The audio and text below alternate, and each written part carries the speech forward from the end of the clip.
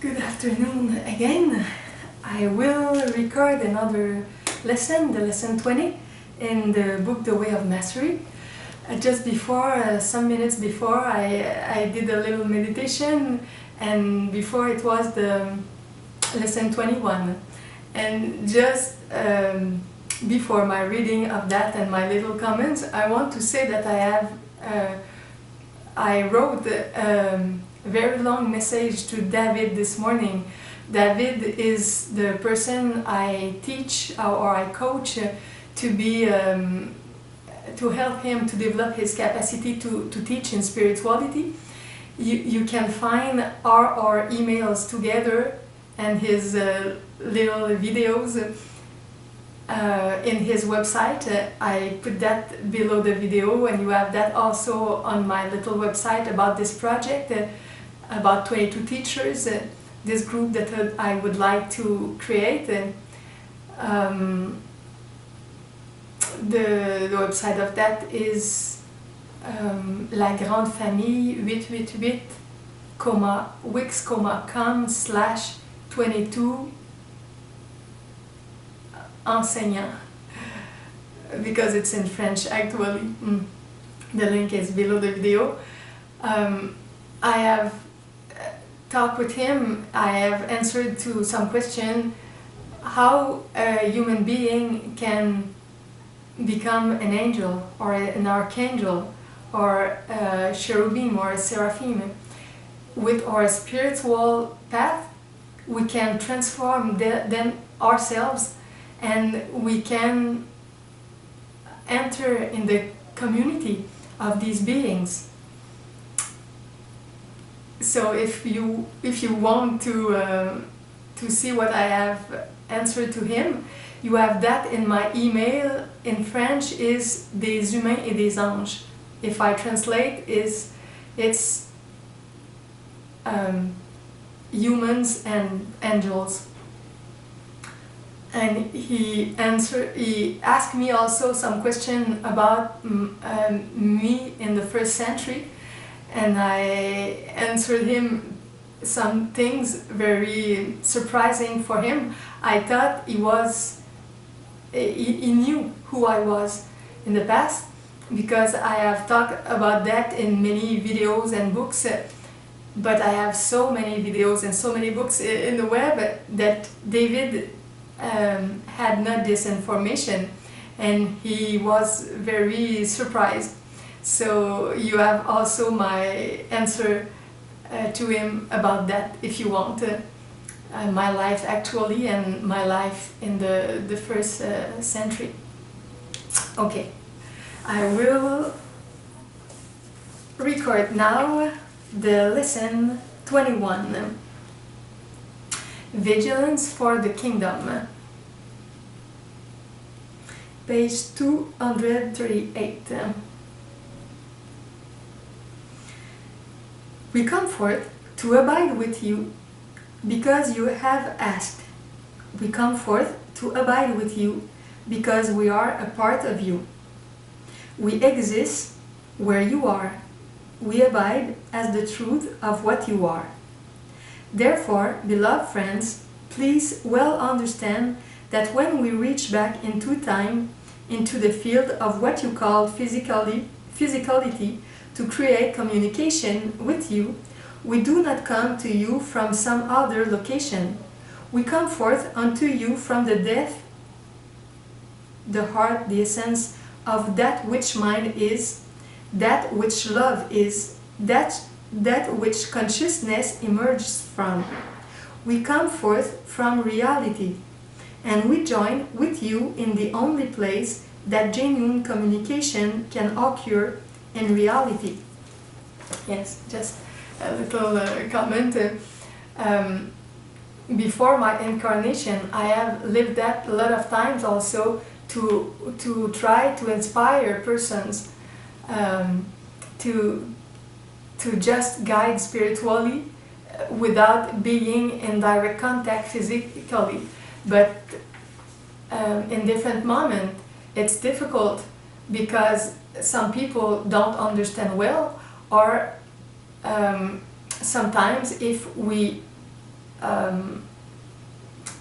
put our vibrations lower to be visible to the persons, it's hard because it's not our natural dimension of living. When with our spiritual path, when we live in celestial spheres, we can go down and visit many peoples in different dimensions, even people in hells, in infra dimensions, to help them, to help our brothers and sisters. But it asks to us always a lot of energy to lower our vibrations. And I have decided with Yeshua and with many other peoples of our spiritual group to go there for a complete incarnation, to be with our brothers and sisters in the same dimension for many years. And I had before my incarnation the plan to prepare myself, and one day to be able to teach, to write books, to record videos, to create a box of tools for people for many years, hundreds of years, and even that could stay here when my time or our time to come back in the celestial spheres would be there. So I'm very glad to share with people many spiritual things, and I know that we are a lot of people here actually to do that in our way and to help many people to transform this physical dimension. And with that, we will always be more and more in contact with what is the kingdom or the queendom or the heaven, because everything of that begins inside of us with the openness of our heart, the love that we share, the attention that we give to people that we love. So it's big way, a long way for our soul, and in that everybody can become an angel and after an archangel, and more in all the scale of different beings, divine beings that can harmonize and co-create life in all dimensions in this planet or in many other planets also, who are more spiritual than this one, or in some places less spiritual if we want to go to hell. So the way of love will bring you many new experiences in your soul, in your path, with new spiritual person also.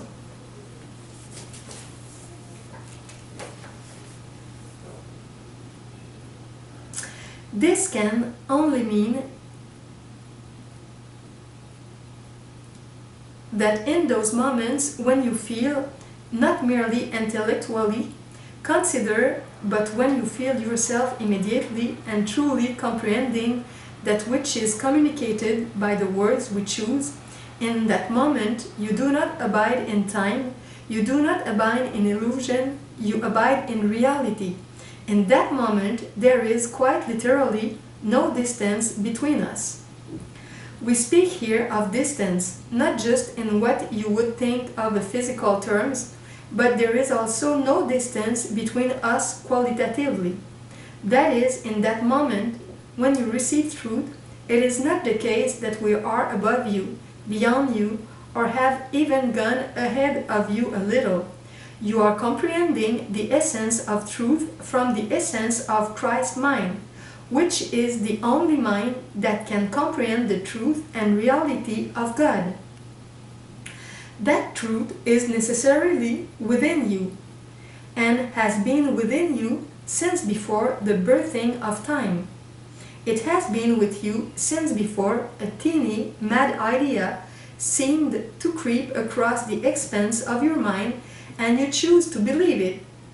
That reality cannot be taken from you. It is from that reality that you have awareness of your own existence. It is from that reality that you gather to fuel to create the perceptions that you most desire. And the perceptions that you most desire are precisely the ones that you are experiencing in any given moment. Now, those of you that were abiding in reality as you heard those words immediately know that that means that at no time and under no circumstances are your perceptions being thrown upon you from some source of or force outside of you. You know that in each moment you and you alone have created the perception and therefore the experience you are having within the field of the mind for no other reason than that you have desired it. This is why the very pathway of awakening, regardless of the form it takes, is always a retraining of the mind. It is a decision to choose to discipline the mind in each moment to teach only love, to hold only loving thoughts, and to recognize that there is no such thing as an idle thought, since each thought or perception held in the mind immediately generates your experience.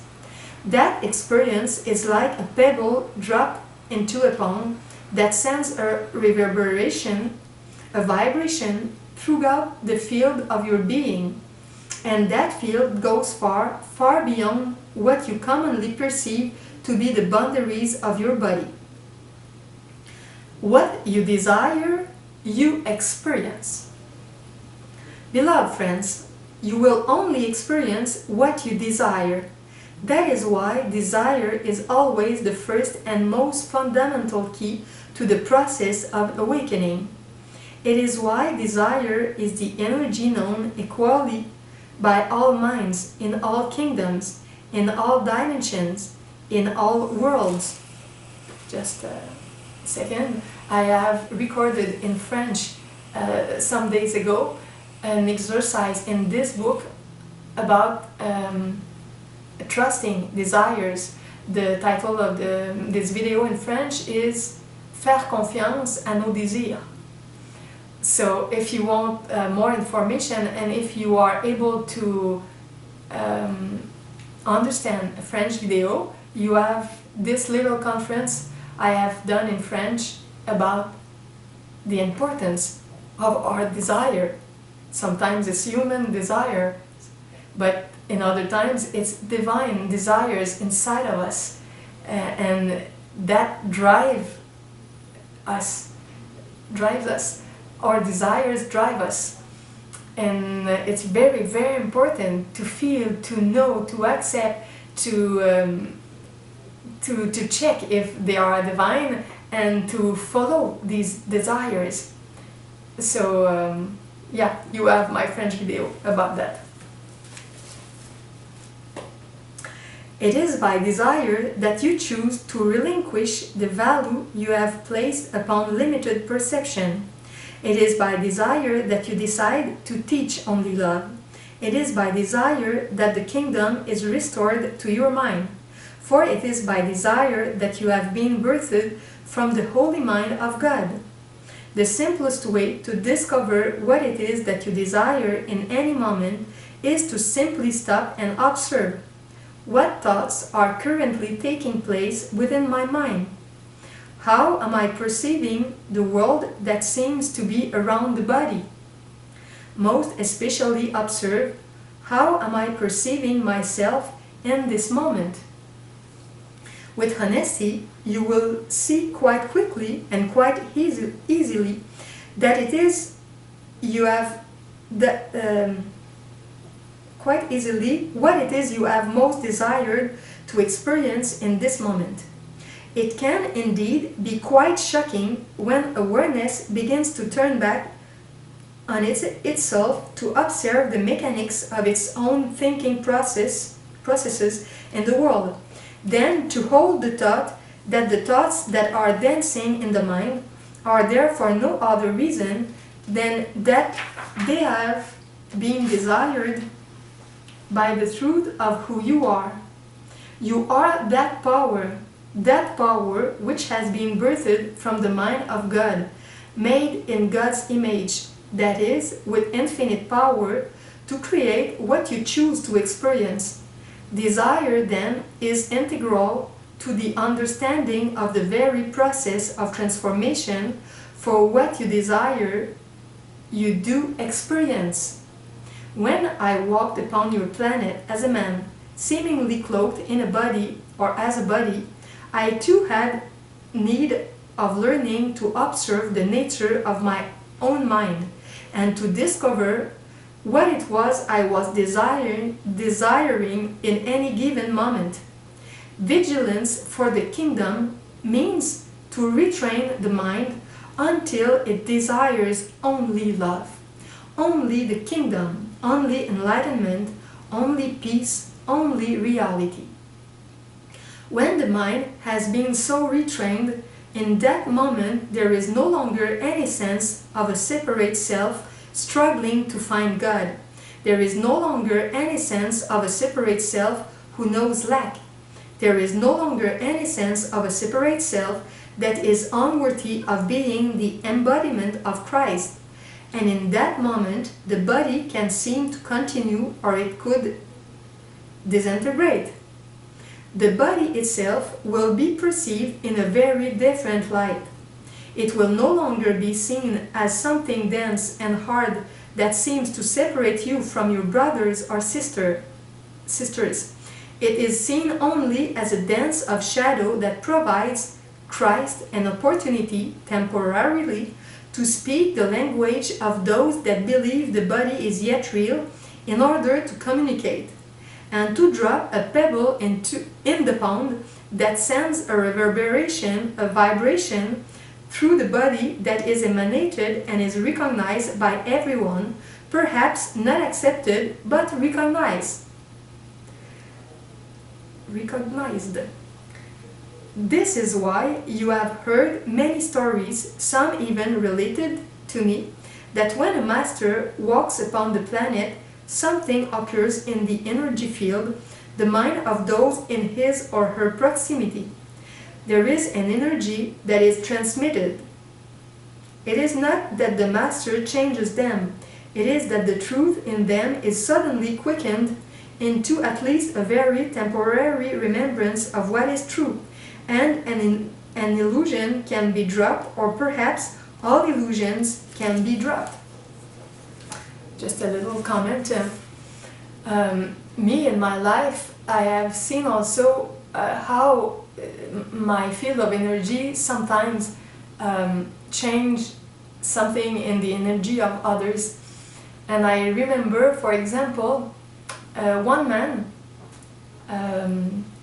René, when he met me, he explained to me that his heart chakra was burning inside of him. And I have explained to him that it's natural sometimes. I know that my field of energy do that because since a very, very long time I work to open my heart, to enlarge my love for my brothers and sisters. And with that, I know that my chakra here has a lot of energy. And sometimes I meet some people who are sensible and who feel that.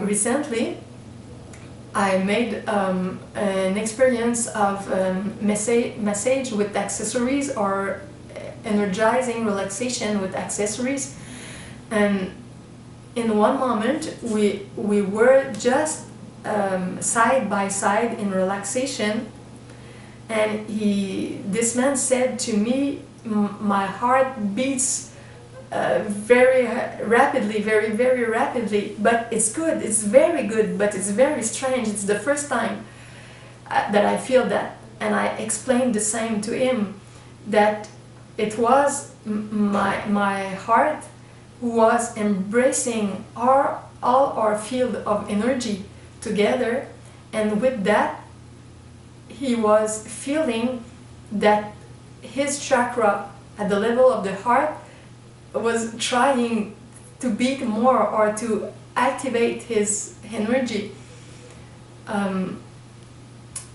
So when you are different in your mind, in your heart, in your body, in your love, not always, but sometimes people around you will feel your field of energy, or in other times you can feel the field of others. It's always the field that is the strongest that will impact the most the field of others. But it's in link also with their sensitivity or sensibility.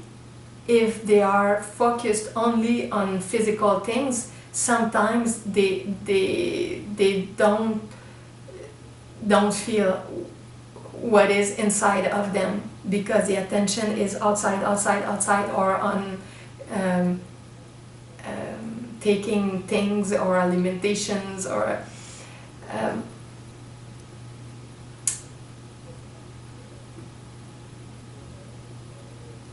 okay, I will stop it here. It's enough.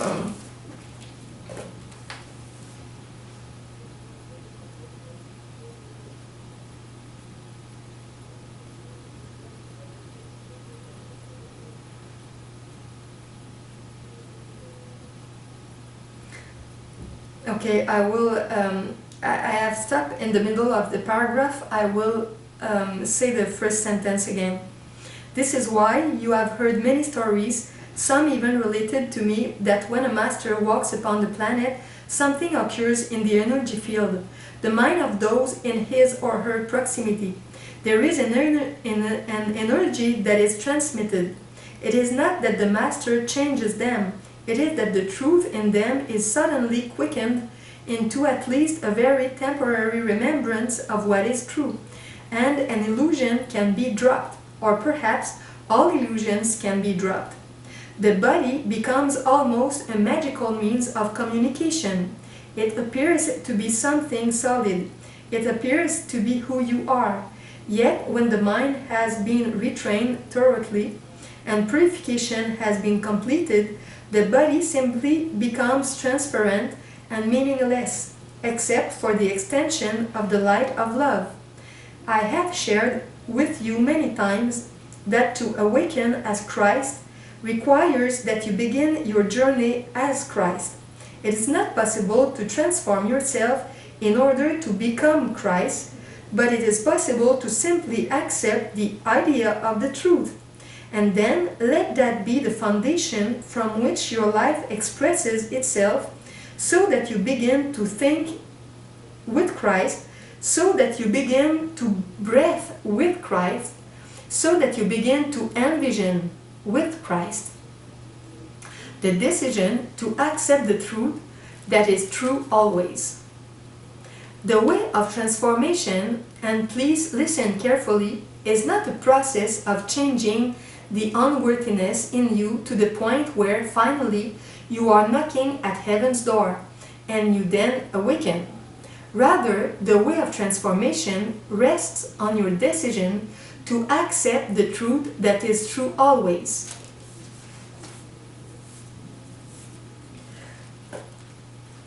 Okay, to accept the truth that is true always. I and my Father are one. I and my mother are one. Now that that is out of the way, how would a Christ live in this dimension? How would a Christ bring himself or herself to each moment of experience? What voice would Christ listen to? What vision would he or she serve? The struggle to awaken is the very obstacle to its accomplishment. That is why the 5 minutes as Christ was given to you as a very simple exercise. It's recorded in French also in my videos.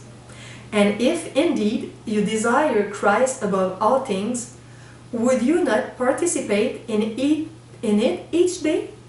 For that which you desire and love is that which pulls your attention to it. If you love Christ, then let Christ pull you, attract you to spending 5 minutes a day in the realization that you can only be what you are created to be. Having accepted that as the truth, then inquire into your own Christ mind on how you will live this day. For the mind that is awakened sees no distinction anymore between being here and not being here.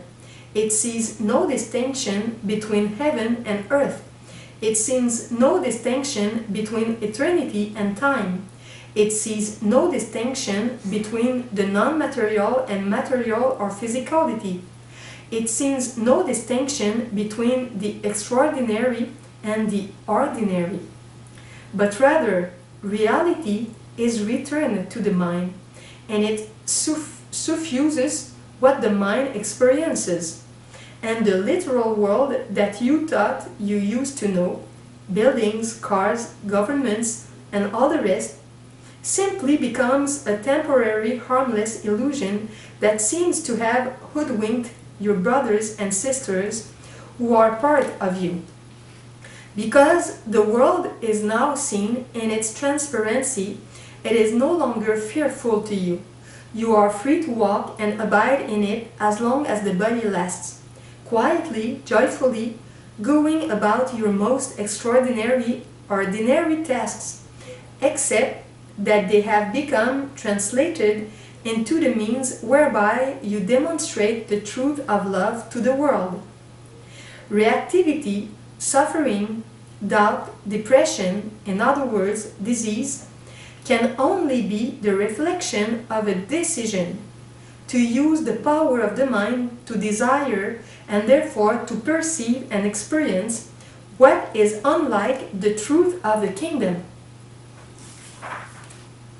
Freedom, peace, unlimitedness, and above all, fearlessness must necessarily be the result of the decision to use the power of the mind to remember, to realize, to abide in, and to extend the truth that is true always. Then the passing phenomenon called life is simply seen as a delightful dance. It has no purpose in and of itself. Once you give it a purpose unlike God's. But as Christ, the purpose that you see in the world is shared by your Creator with you. Your will has become the same as God's.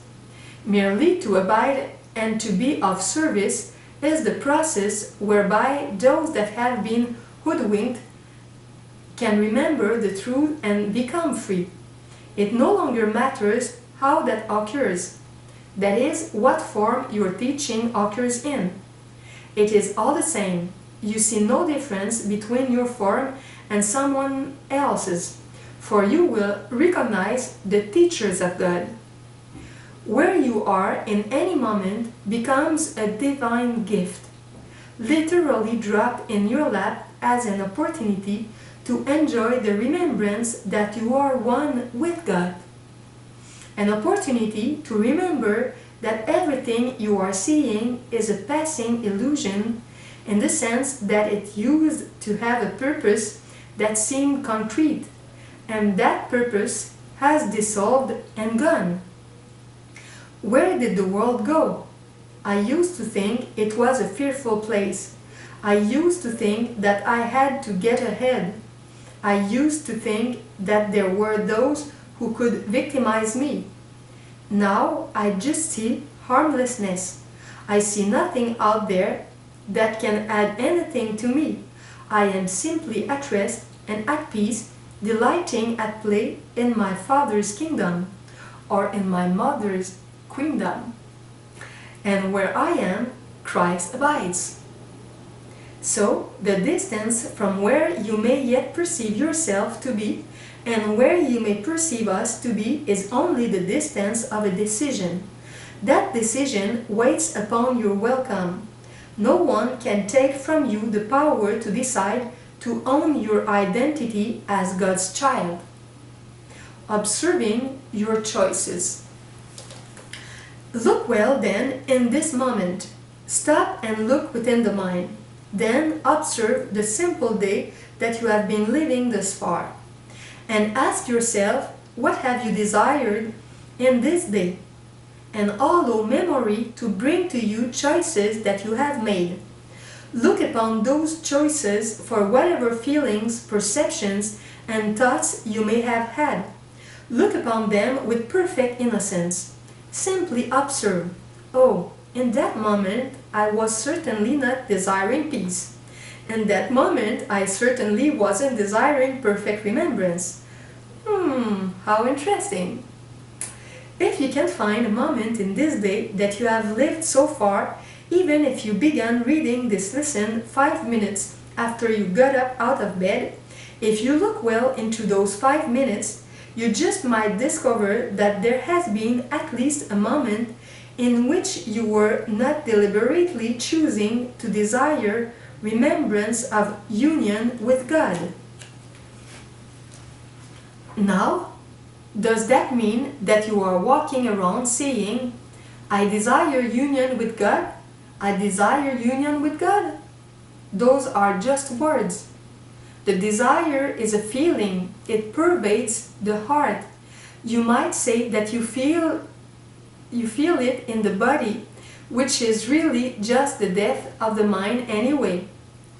Look well and see if there was a moment in which you were using the power of the mind to decide against the kingdom. When you find that moment, just look at it, observe it with innocence and simply say, I could have chosen otherwise. That is the simplicity and the power that the kingdom is. The world remains uncaused by anything outside of your own mind. Yet within it you are given complete dominion. This means that within the one mind of Christ, individuation occurs. For a moment, perceive the one Christ mind as an ocean, where individual waves arise, made of the same substance, perfect freedom, perfect knowledge of an union with God. In that freedom, the power to decide or to desire is present, and desire begets worlds without end. That is what your entire planet once came from. That is what your entire solar system came from. Your entire universe was born of desire. Just a comment here also. Here it was written, for a moment, perceive the one Christ mind as an ocean. And me, I say sometimes that when we open ourselves really to the multi-dimensional reality, and that we love more and more, we feel that we are like an ocean. And many peoples around us are like rivers. They are smaller in their openness, in their heart, in their mind, in their soul. And sometimes we have to wait that people come towards us to ask questions, because if we go toward them too rapidly, it will be too strong for them, too much energy. And like I said before, it's like they are burned in that. So many spiritual people or avant-gardist people who are like the future of the planet. These people bring new informations like the ocean that embraces people. And sometimes it's difficult for many persons to accept that this new information or this new kind of energy or this Christic field. And it's why I say, in different situations, let people come toward you, because it's like the river that go into the ocean. You cannot bring the ocean in the river. But in other times, you have also to bring your energy, because you have to help people to open themselves and to accept more of new energies, spiritual energies. But you will find that you cannot stay too much long with them, because after some minutes it's enough for them. They have to eat what you teach with small parts, one after the other. But with people who are in the spiritual path for a longer time, they can receive more and more. For example, I remember the father of my daughter, when we first began to talk together 25 years ago. After some minutes he said, "Oh, it's enough, my head it's full," and I had to stop to share with him. And after, he was able to talk more with me and to listen more. And after 10 years and 18 years, and now we are friends since 25 years. We're not in couple. I have thought in the past that he was my twin flame. He had a lot of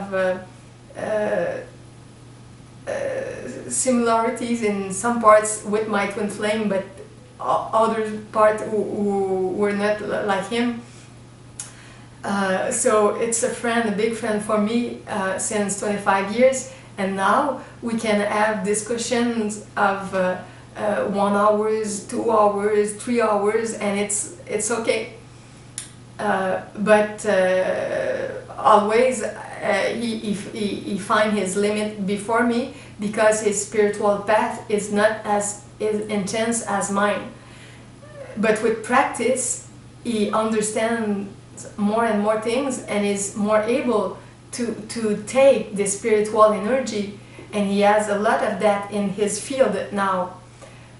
So gradually, people who are like a little field of water become like a river, after a big river or a big lake, and gradually as the ocean. It's a spiritual path where our soul grows continuously with the divine energy that we receive more and more if we connect ourselves more and more to that, if we ask that, if we desire that more and more, if we pray, if we have discussion, inner discussion with our inner mother, inner father, divine mother, divine father. So yeah, it is what I wanted to explain. Okay, where I was here. Okay, next part. The key to transformation assume complete responsibility. The key then to the transformation of your lived experience while the body lasts is to assume complete responsibility for how you are choosing to use the mind. Remember, only you can think a thought, only you can have an idea. That idea cannot enter your domain over which you have complete dominions, unless you have sent it an invitation. That is simply the way it is. It is a mirror of what God is, infinite and perfect freedom. God simply never deviates from desiring only the extension of love, the birthing of that which is like unto himself or herself. Your will is joined with your Creator's when you decide to birth only that which reflects love, the good, the holy, and the beautiful. The mind, as you have come to know it, will deceive you into thinking that, well, if I live that way 95% of the time, then what the heck, 5% of the time I can do something else. That is absolutely true. Yet the more you come to truly desire only that which reflects the truth of who you are, you will be able to tolerate less and less variance within yourself. This is why when any mind truly begins to awaken, it becomes more and more painful to continue certain thoughts or behaviors that do not reflect the deep desire of the heart. This is why the gap becomes less and less the gap of unconsciousness, the gap in which the mind tries to defend its choices and perceptions, until finally it rests in complete vulnerability. It lives in complete innocence and no longer, and please listen carefully, it no longer fears change within its system of thought. It no longer fears being challenged by another mind because it thirsts only for the creation of a thought system that can birth forth the good, the holy, and the beautiful. A little comment. Many times in my life I have discussed with people who wanted not to learn more. They understood that what I could bring to them was new, different from what they had learned in the past, and they didn't want to change their mind. They wanted to keep the tradition, the spiritual way of thinking in which they were, and I had to let them in their way and to continue with other people more open. So when you really want the truth and the energy of God, you have to be open and to accept new information and to process that and to try to verify that and to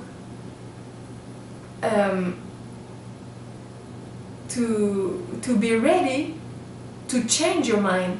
And it's not important who brings the truth. Me, when I am in this discussion with people, it's not important for me that it's me or the other, or if we are more than two, if it's another people who are more in the truth.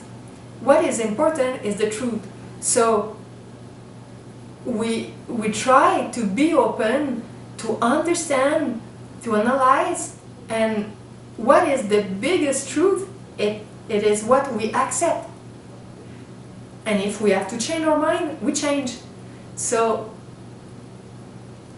the importance is the openness of our mind to new things, to discover new things, and to put that in front of our old informations, and to see what is more intelligent, more loving, more divine in that.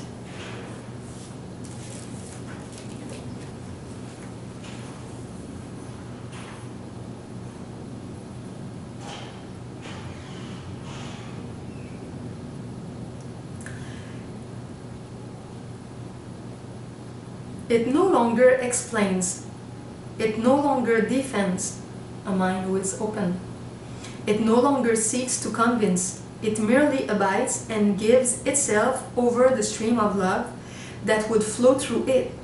Every idea presented by another mind becomes something to live with, something to digest, to see if there is a jewel within it that can add to the beauty of its own expression of the good, the holy, and the beautiful. Everything becomes grist for the mill. There is no longer a need to be in defense. The body does not tighten. The breath does not grow short. There is only vulnerability. There is no longer a need to hide. There is no longer the need to be concerned with the perceptions of others, since a perception cannot harm you. There is only such love of self that nothing less than God will do. So again, in this lesson, we speak on the theme of desire. We seek to bring you to the point of realizing that desire is the great power of creativity. It is that which bursts your very experience. Desire is perfectly free. That desire, that power to desire is within you, and you will never be without it. It is possible to be desireless, since you can only find yourself to be where you have desired to be. Even if you are in deep and perfect silent meditation, you are there because of desire. Just a second. Okay. Therefore, beloved friends, please decide this day to take responsibility for what you desire. Recognize that what you desire will be what you experience. Recognize that what you desire literally creates the pathway whereby you will experience either heaven or hell, peace or turbulence, love or fear. In each moment of desire, right where you are, you have just birthed an entire world. For out of that desire, you will create your perceptions of everything from yourself to the farthest of stars, all in a split second, a moment of timelessness. Part of the journey, then, of the way of transformation is learning to transform your lived experience so that you enjoy it more and more, are attached to it less and less, and fear it not at all. There are many in your world who would yet perceive spirituality as a way to get out of the place in which they find themselves, not understanding that they can be nowhere save than in their own mind. And as long as there is a desire to get out of where they are, they will remain stuck within it, because only love can heal. Therefore, the way of healing, which is the way of transformation, requires that you turn back to look at your creations, to look back into your own mind, and to bring love to whatever is arising out of the desire to be the presence of Christ. Now, does this mean that as long as the body lasts and you find yourself in the world of space-time and movement and all the rest, that you will not take the body from one location to another? Of course not. Does it mean that third-dimensional relationships will not come and go? Of course not. It does mean you become completely free of the old perception that an attraction to a certain relationship is going to add something to you, or the avoidance of a certain relationship is going to keep you safe. Rather, you begin to be free to let the dance of the third-dimensional illusion simply have its day, but it no longer holds power over you. the highest state of awareness, then, in which perception has been totally cleansed and purified, is one of paradox as soon as you seek to talk about it. For you will look upon yourself and see yourself as a body-mind with a certain name, living in a certain place, on a certain planet, doing a certain thing. In the very same moment, in the very same field of your mind, you will know that you are not that body, that you are not that name, that you are not that history, that you are something more.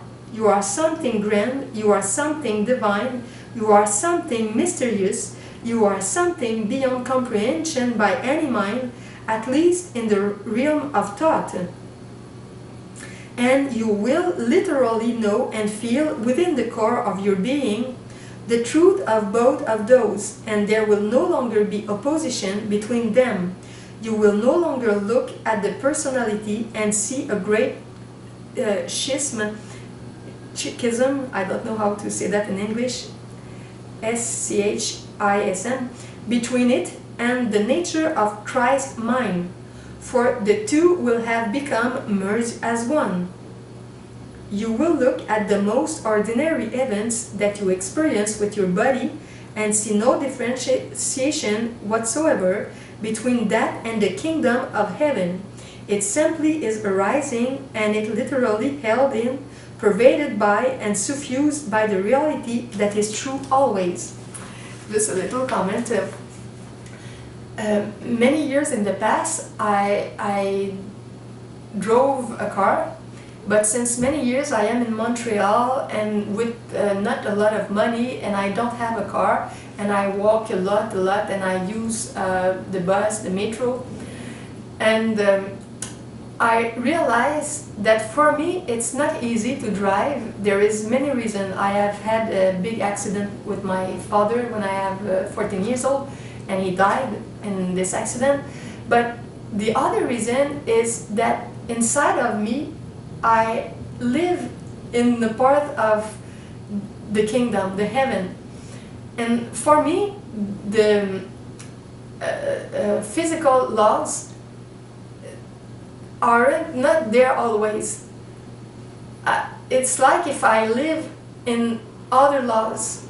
And when I drive a car, or when I drove in the past, I remember when there was the way with a curve, and it was like if I could fly with the car, like with a spaceship, or with our spiritual body, when we can go wherever we want in more spiritual dimensions. It's hard for me to always remember when I drive a car that the car must follow the rules of the physical plane. I know that it's very strange for the majority of people, but for me, a part of my being is in these higher planes, and the other part of myself is here with my physical body. But sometimes I don't really know exactly where I am, in which dimension I am, and what I have to do. And I realize that driving a car, it's not easy and not always a good thing for me, because I live in two worlds in the same time. So I prefer to walk. Yes.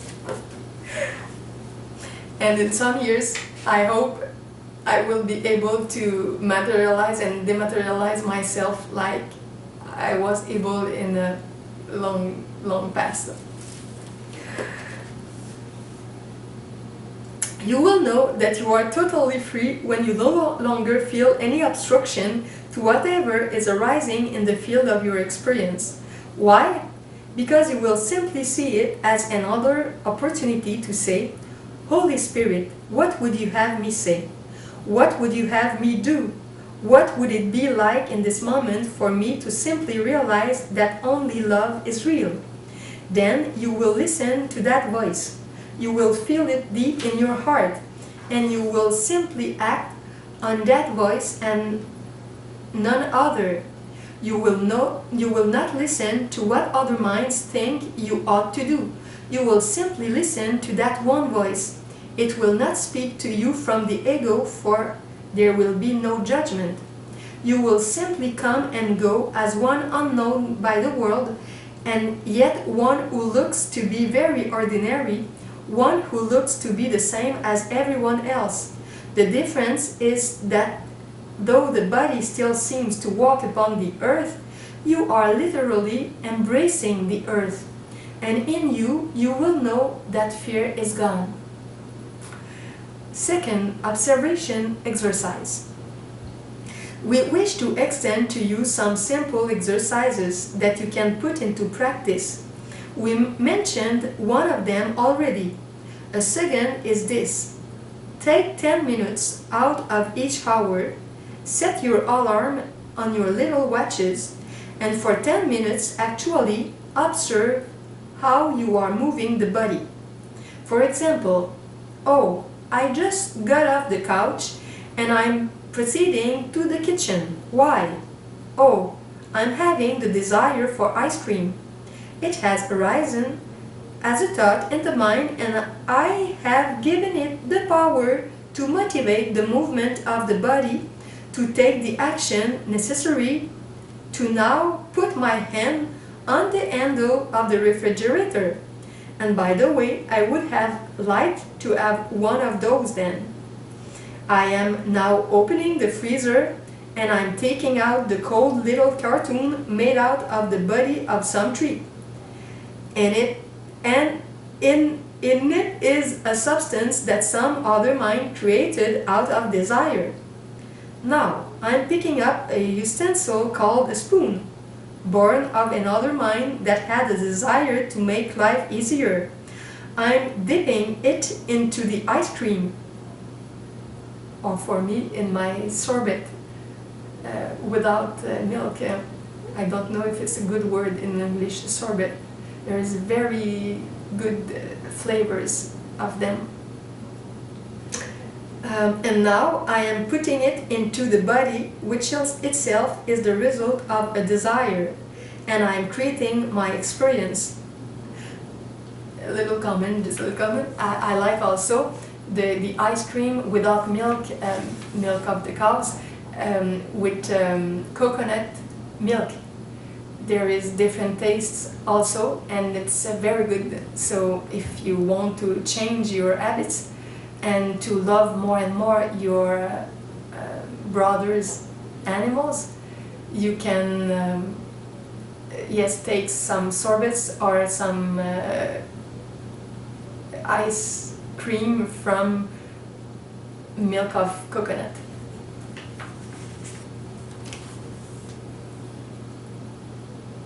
There is no other cause but this, the arising, the inception of a thought, a feeling, a desire, which has birthed the entire movement of a world called the body, to create an experience of eating ice cream. You can do that for 10 minutes just by observing what you actually are doing. Now, what does that mean? It does not mean, well, I'm going to work in order to pay the bills. No, you are not. You are going to work because you have held the desire to create something that seems to give you a semblance of safety, predictability, and survival. Job or career is that which is birthed out of desire because of your perception of what you think you need. So you are not going to the job in order to do something. You are simply putting the body in the car and you are driving on your freeway. Begin to learn how to observe without embellishment, without interpretation or explanation, exactly what you are doing for 10 minutes. Then, if you want to go back to being unconscious, by all means do so. In this way, you will begin to discern something that is also going on the whole time, like an underground current or river. For because you are reality, there is always the desire to extend the good, the holy, and the beautiful.